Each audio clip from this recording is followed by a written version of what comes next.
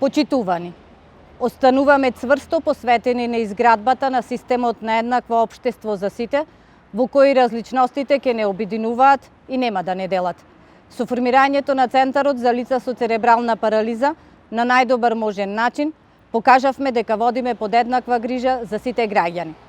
Нашата посветеност кон обезбедување на инклузивен третман и подобри социјални услуги на лицата со посебни потреби ја потврдивме со проектот за изградба на дневен центар за деца со аутизам.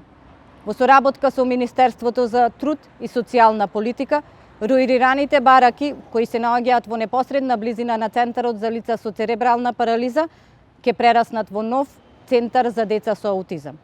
Дневниот центар за аутизам ќе овозможи квалитетна грижа, индивидуален дефектолошки третман, рехабилитација и психосоцијална поддршка на децата со аутизам и нивните семејства.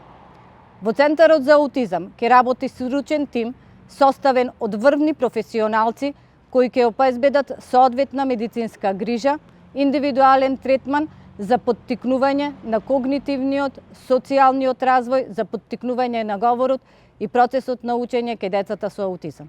Исто така, стручниот тим континуирано ќе пружа стручно консултативна помош и поддршка на родителите на деца со аутизам, а ќе нуди и едукација за програми кои родителите ќе можат да ги спроведат во домашни услови.